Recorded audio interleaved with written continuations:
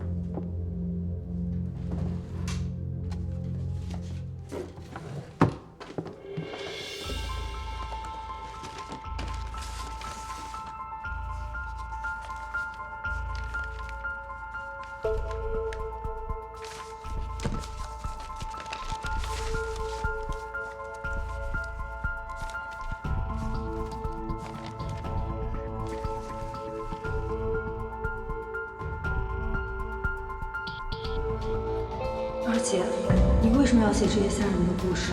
为什么？这些发生案件的宅院，都是咱们江家以前的房子。我一定要关注这个事情。秦老爷怎么会有这些资料？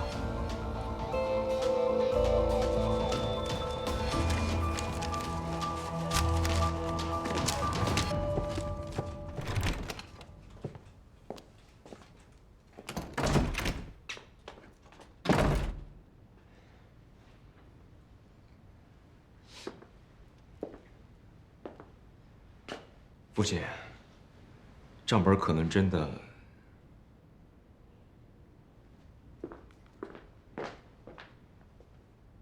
父亲，父亲！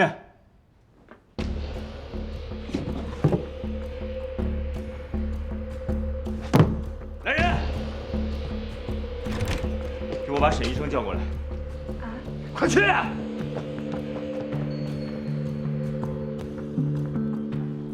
这个江叔也太狡猾了吧！居然从我这个江氏手里跑走了2次。这样，晴儿，明天你再跟我去一次，我就不信了。你去吧，他已经有防备了，应该不会再去了。我就不去了。秦大哥，既然我们已经确定沈田就是江家的小女儿，那我们为什么不去问问她，任子年到底发生了什么？你去问吧，我已经试探过了，他没有说谎，而是真的不知道。不是你。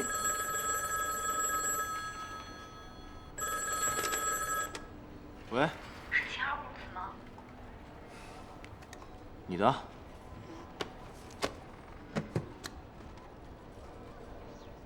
喂，是我。秦二公子，我从秦老爷手里偷来一份资料，还有医院的收尸记录。好，那我现在过来。等会儿，我今天晚上还需要整理一下，明天中午我们在城北的废弃教堂见。行，那明天见。老秦，看看这个。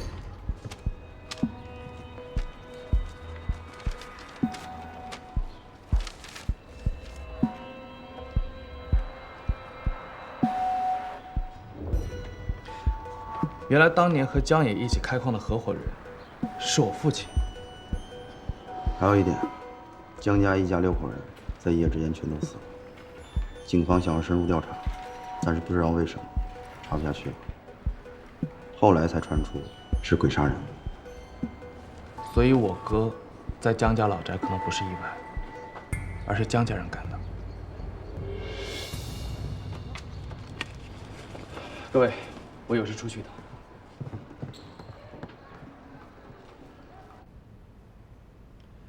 父亲，我这次来是想给您看个东西。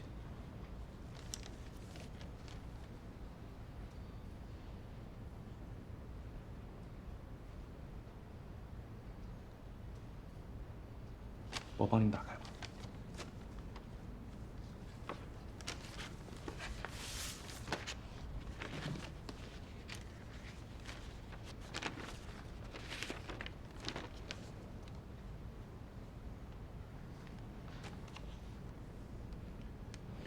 我希望您可以告诉我，江家到底发生了什么。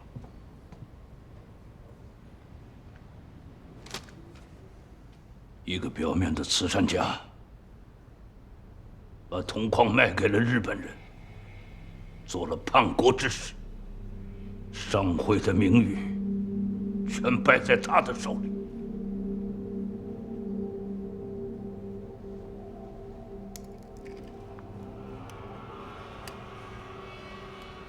那当年告发他的人是您吗？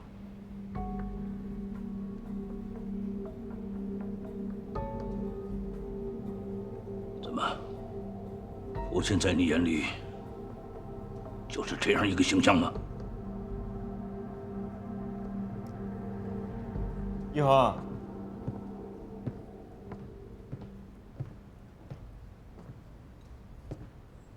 你都这么大了，还不能理解父亲吗？父亲这么做不都是为了这个家，为了你好？你不能对父亲这个态度啊！赶紧跟父亲道歉。如果他真的是为了这个家，为了我好，那就应该告诉我，任子年江家到底发生了什么，而你又为什么要去江家老宅？这其中到底有什么秘密，是不能告诉我的。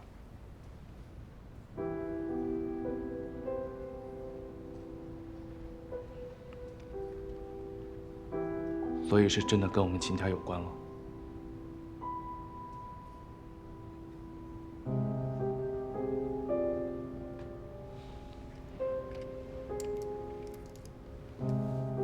我明白了。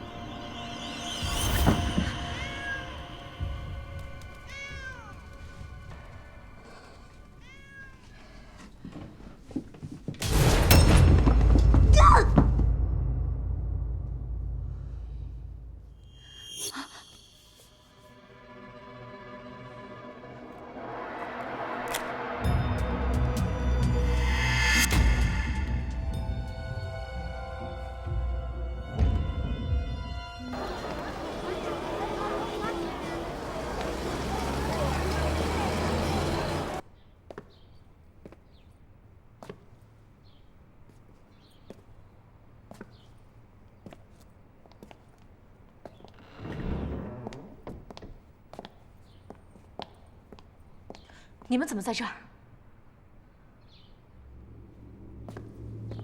是你妹妹沈田叫我们过来的，她人呢？不可能！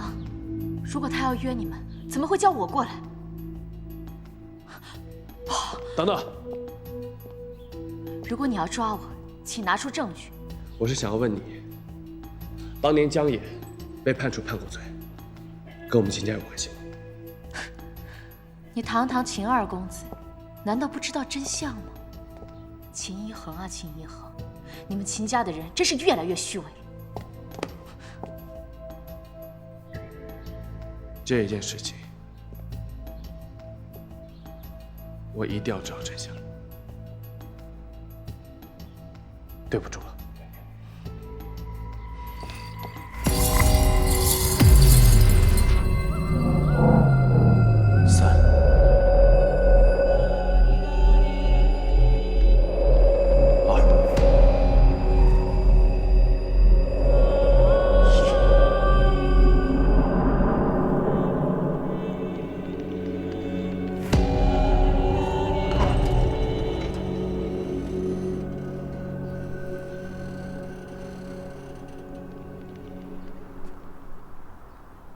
看样子，这姐弟俩的新宅似乎有点不一样。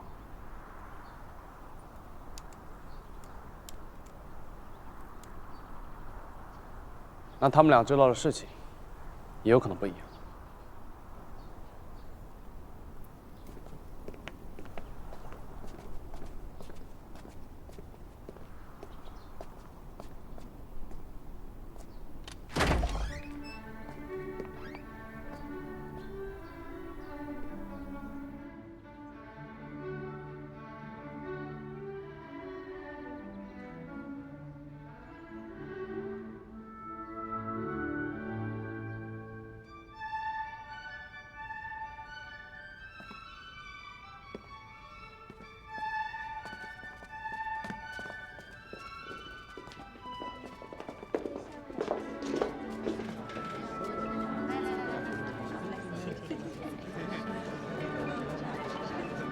先上去，快点啊！张老板，20多座小学啊，大手笔大。哎呀，饮水思源，不值一提，不值一提啊！老弟，借一步说话。啊，好。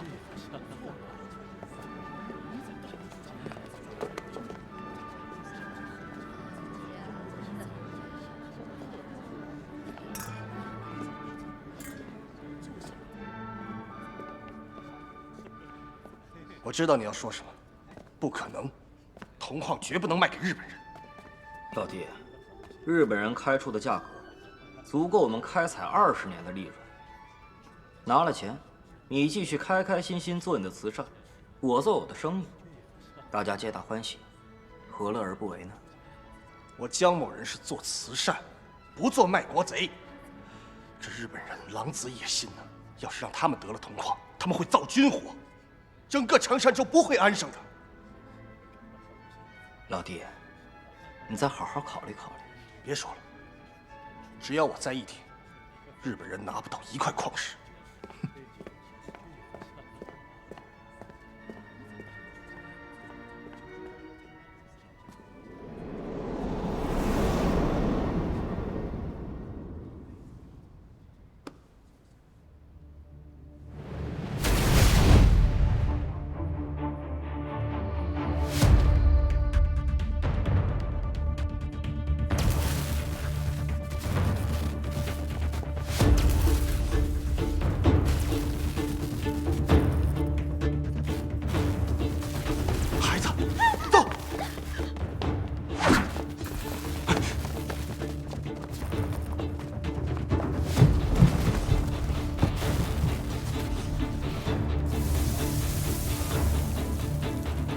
晴儿，走。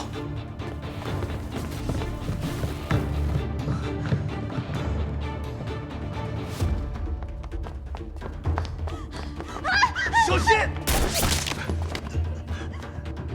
带孩子走。走。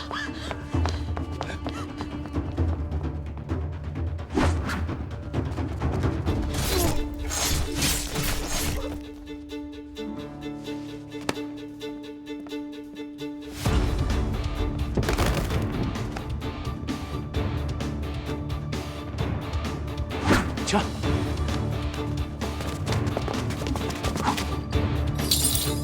走。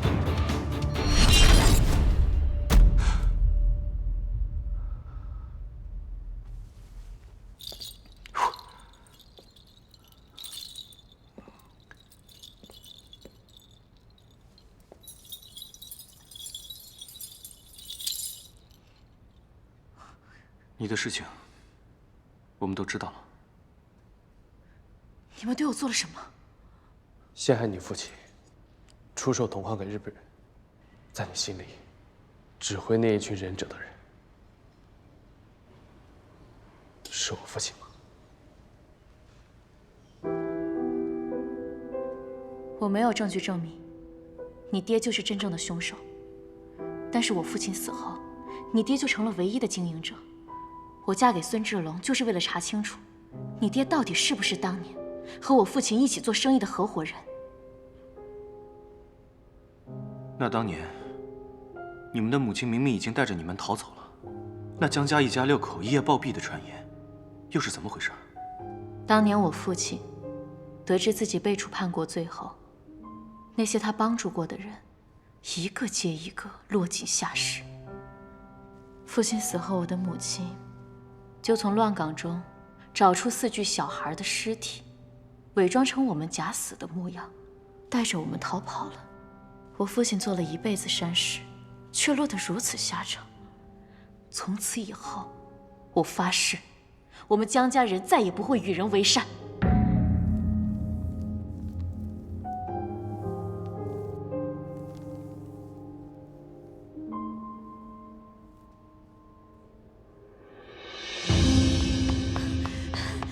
姐，四妹出事了。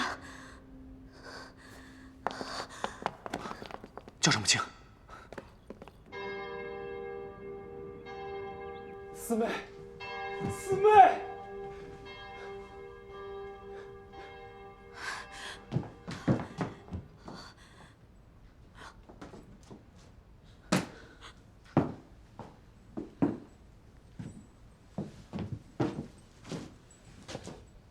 父亲遗言，善无善终。我教过你多少次了？你为什么不听我的？如果你听我的，就不会落得如此下场。你起来啊！你起来啊！一定是他，一定是他杀了四妹。你起来，快起来！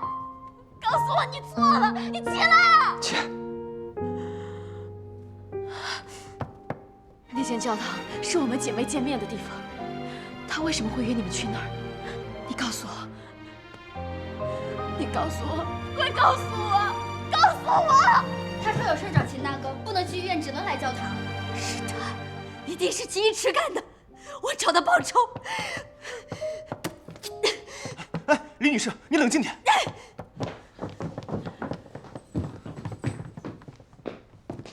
秦一池，我要你偿命！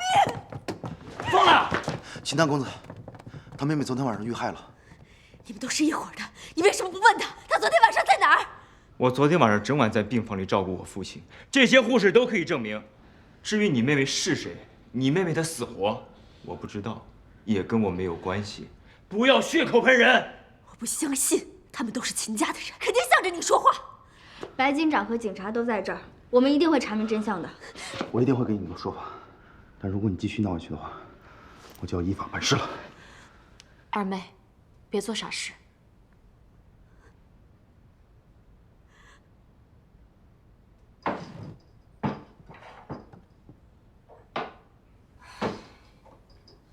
奇怪，他难道是为了钱杀人？可是张三为什么也死了？尸体是被万将寿给发现的，而法医尸检也已经确认，张三是被人用剪刀给戳死的，而沈田是被人给掐死的。这屋子里的钱已经不见了，而张三在很久以前就已经答应，拿了钱以后会离开此地。可是现在，他又为何会出现在这里呢？难道说是有第3个人出现，把所有人都杀了？袁大小姐，秦医生，清楚。我们警长让我来告诉你们，沈田的案子有眉目了。走。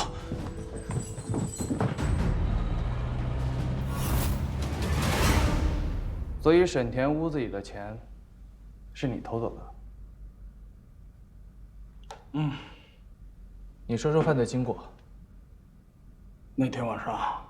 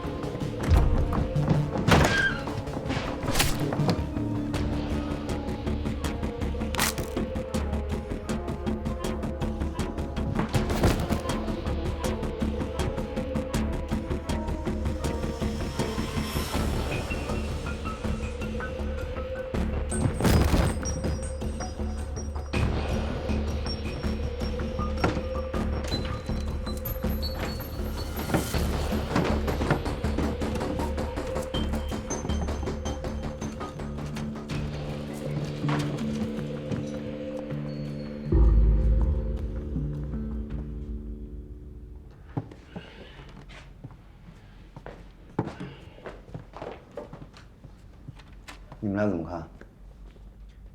张三已经死了，现在唯一跟他熟悉的，就是跟我同名的哥们儿。没错。你也是这么想的？嗯。走，找他问问去。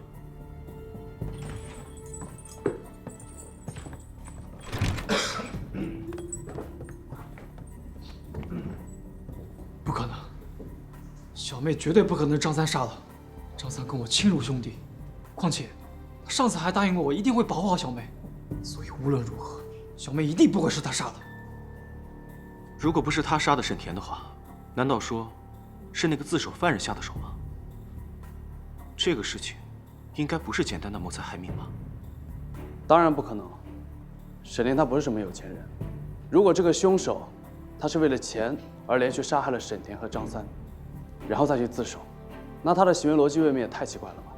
所以他一定不是为了钱，而是为了掩盖什么事儿。秦大哥，沈田想交给你的会是什么东西啊？秦二公子，我从秦老爷手里偷来了一份资料，还有医院的收视记录，跟你有关。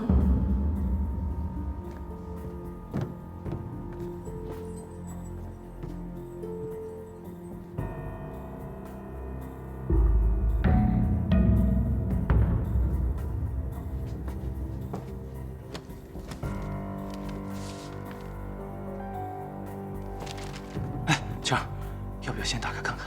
不用，这应该就是沈田要交给我的。江叔，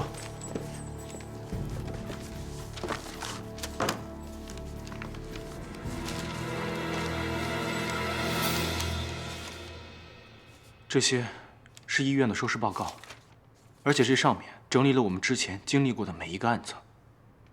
你们看，每一个受害人，他的收视顺序都是按照这个案子当时发生的顺序去排列的，所以说没有什么不正常的。现在唯一有问题的就是沈田为什么要把这个东西从医院里拿出来？问题在这儿，在这些资料上。这些资料是沈田从我父亲那偷过来的，这上面清楚地记载了我们之前经历的每一个案件当事人生前的信息，而且这上面有3个疑点。比如说王谦，他之前卖出的每一个房子都是他从别人那买过来的，而这上面明确地写出了他买入的时间，这是第一个疑点。而第2个疑点，这上面还写了他的软肋，他对死亡的恐惧和他对虚名的执着。而第3，就是每一份资料上的最后一句话：此人可为我所用。很明显，每一个受害人在他生前都被人调查过，尤其是他们的软肋被清清楚楚地记录在了上面。之后才有人把这些有问题的宅子卖给他们。所以说，之前我们经历的每一个案子，都是这个卖家故意安排的。此人可为我所用，是不是可以理解成，此人可为六指所用？而这一份资料，是沈天从我父亲那儿偷过来的。你说我父亲和六指会是什么样的关系呢？秦大哥，你也别多想，你父亲跟六指可能没有关系呢，而且你父亲也不会读心术，更不可能是六指。晴儿，不管有没有关系，现在首先我们要知道这些宅子原本的主人是谁。是我们家的。当年我父亲出事以后，我们家的资产就都被没收了。可是我们姐弟4个还是经常关注着这些房子，直到后来，你们所破获的案件竟然都发生在那儿，我才越发觉得蹊跷。所以就以此为原型，写入我的故事连载。我们也很想知道，究竟是谁把这些房子卖给受害人，并且变成了凶宅。从这些资料上面记录的时间上来看，之前经历的每一个案子，间隔都不远。王谦，乙未年2月18日；阿斌，乙未年3月9日；钟表铺子，乙未年4月18日。等等，我给你们看样东西。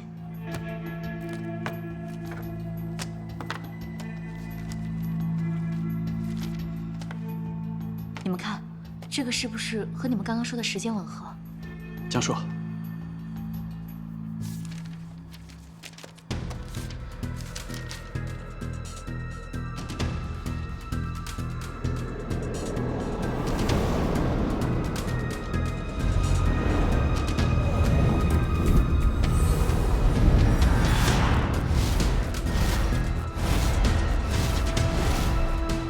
我明白了。你们看，这些资料上面有买入记录，却没有卖家记录；而这个账本上面有时间和收入记录，却没有买家记录。而且他们的时间都是一一对应，顺序也是一样。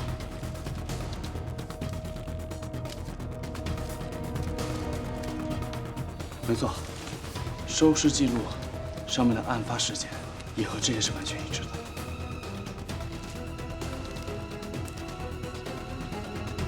奇怪，为什么壬子年这一笔20万银元的收入也没有买入记录呢？我知道这笔收入是怎么回事。当年我爸被陷害，政府说他卖铜矿给日本人，以叛国罪论处。那晚他被人害命，竟然被说成畏罪自杀。那时候我爹有个合伙人，但是直到我娘去世，也没有告诉我们那个合伙人的真实姓名。后来，秦毅就成为了这个铜矿上唯一的主人，也就是说，最大的受益者是秦毅。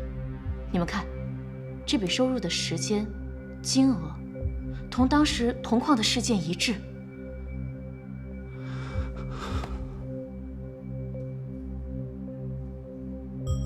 你的意思是说，你怀疑我父亲害了你们家？是。我们姐弟4个调查那么多年，都没有发现其他人有嫌疑。而且这个账本是你们家的，我嫁给孙志龙就是为了查这个。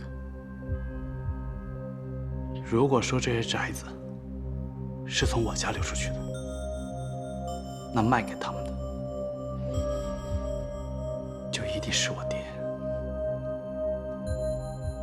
江叔，之前你是从六指手里接的买卖生意，你说六指跟我爸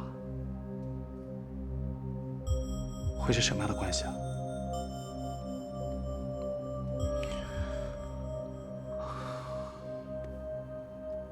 晴儿，不管是什么关系，我们现在先去问问他。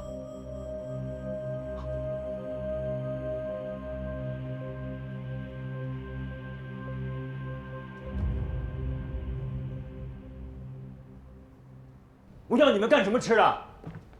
知不知道这人是谁？那是我父亲。混账！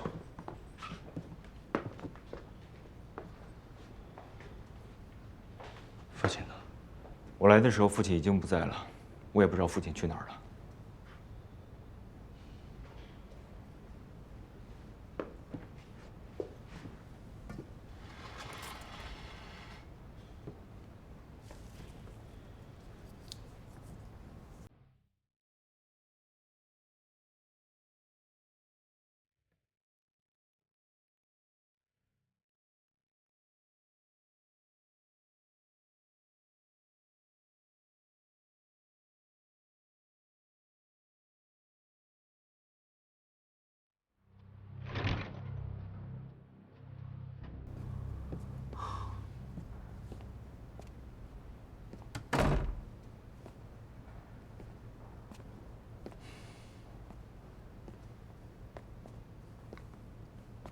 看到秦大哥这么难过，我也好难过。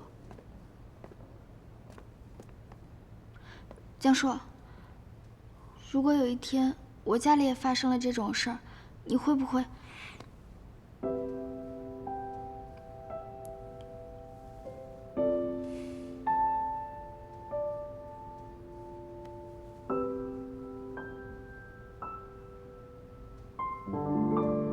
那我现在就去找我爹，看看有什么办法可以找到秦叔叔。我送你出去。给我酒喝，我还能喝。走。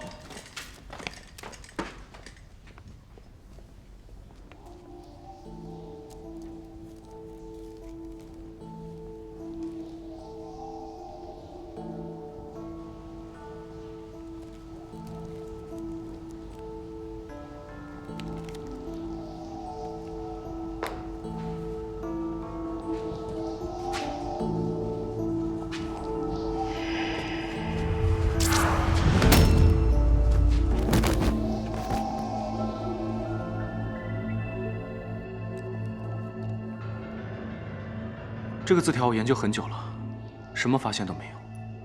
但想要找到你爹，我们还是得从这个字条下手。你说这个月会不会是月见不入爻，卦象的意思？我父亲不懂这些东西。如果这真的是我父亲的字迹的话，那他就应该不是月，而是阴。你的意思是？之前我父亲总是说他要找阴河，而现在江家老宅种种事情都表明，我父亲和六指之前的案子有关。我现在也搞不懂，我父亲到底要做什么。如果说你的父亲是真的找阴河去了，那我们的目标就是一样的。只要我们破解六指留下的魔方，就一定可以找到你爹。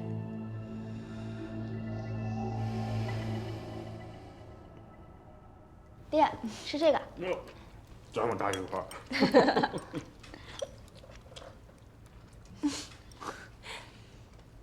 哎，我真羡慕我这个妹妹啊，有这么一个宠她的好丈夫。哥，你又笑话我？我哪笑话你了？大哥放心，我一定好好宠淑轩。哎，这个我绝对相信。哎呀，倒是我这宝贝丫头啊，你什么时候能找一个宠你的好丈夫？我这做爹的也就放心了。爹，这个你就别瞎操心了。说吧，最近有没有跟那个叫江硕的小流氓混在一起啊？爹，我都跟你说过多少次了，江硕他不是小流氓。哥，你就是管太多了。庆儿自己的事情，她自己有主意。我那叫管得多吗？啊，他就是爱给自己找事情。爹，你知不知道这2天秦叔叔回来了？我当然知道啊，我听说人不是疯了吗？哦，你问这个做什么？就前2天他又从医院走丢了，听说跟这个六指有关系，咱们能不能帮他们？连长，他不就是一个商人吗？他没有家人，没法报警。我警告你，这件事情不要跟着瞎掺和。行了行了，别说了，吃饭啊。青儿，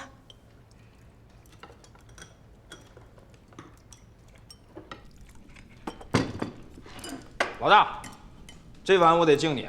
咱长山州是因为有了你，才这么的太平，啊，老大。哎呦，老朱还会拍马屁了。这是什么叫拍马屁？你这谁是马？我就问你，不是谁是？老大，我说老朱会拍马屁了，会说话了。来，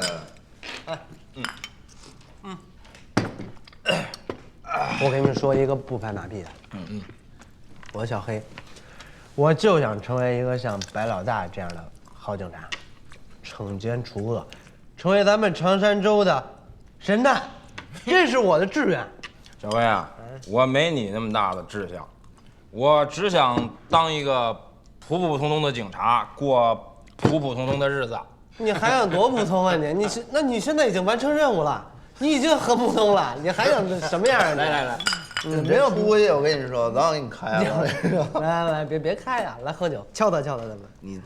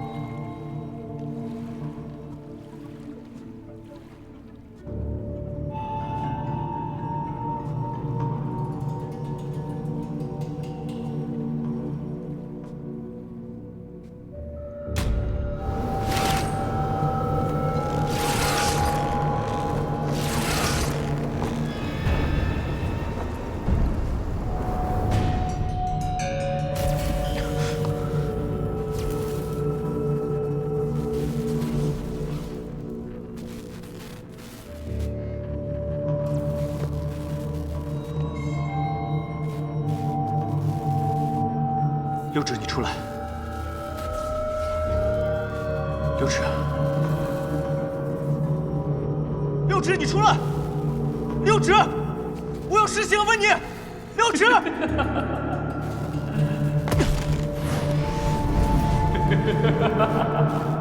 六指，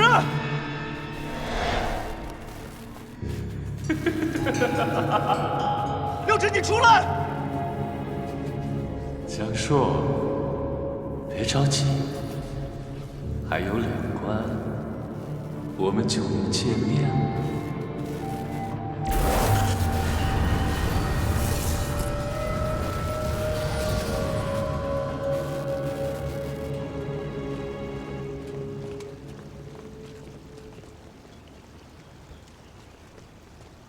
老大，进去。好，已经查清楚了，死者名叫唐明，是个跑快船的老板。小黑，哎，查一下这个人的背景，看看有没有仇家。是。你来干什么？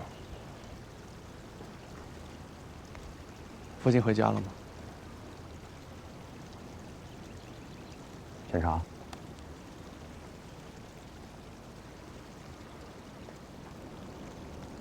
白警官，这什么意思啊？器重我弟弟啊，把他从医生升到法医了。你也看到了，我这码头船来船往的忙得很。你说出了这么一档子事儿，啊，我这都停工1上午了，你能不能找人赶紧把这些东西给我处理一下？秦大公子，人命关天，先查案好。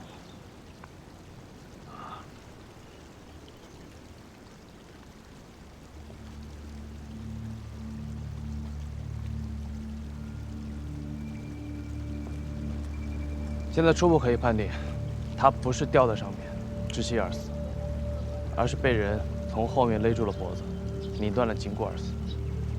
死亡时间在6个时辰左右，他的手背没有划痕，指甲缝里也没有残留的可疑痕迹，所以我推测，凶手下手极快，而他很有可能都没有看清楚是谁勒死了他，很有可能是一个职业杀手干的。这里是走船的地方，跟你们大街上不一样。调查这死人的案子，能不在我的地盘上吗？都说了你吃不了这碗饭，你还赖在这耽误我秦家的生意。当初赏你那几个子儿，就是想让码头图个安宁。你可倒好，还能舔着脸在这说，这地盘是你管的。秦大少，您看您这话说的，好像我是你们家看家狗啊！啊，跟狗比啊，阿贵，你可真会抬举你自己啊！姓秦啊，你们俩的事私下再说。这是查案呢，秦大少，死者的货我要验一下，请个方便。不是白警官，人抬走还不够，还要检查货。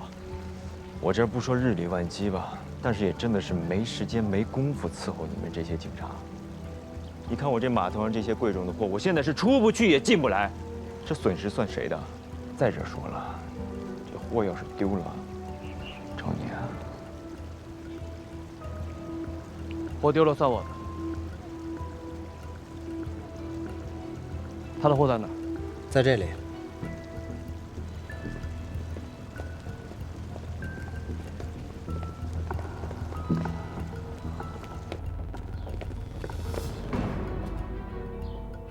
可以了吧？你真打算跟那帮警察混下去？哥，我觉得还是都看一遍吧，这样大家都省心。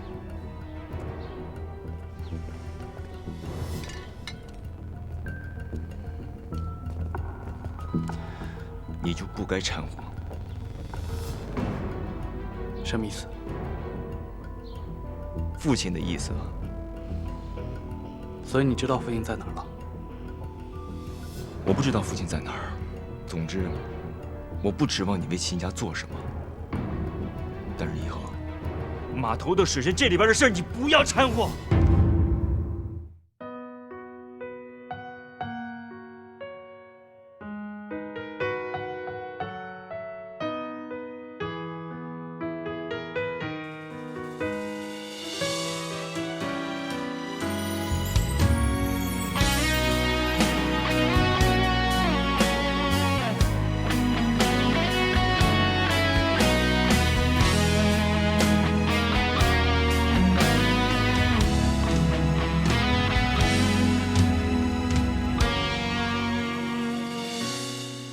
在逞强，什么爱情值得你受伤？时间会原谅大部分的过往，不再说谎，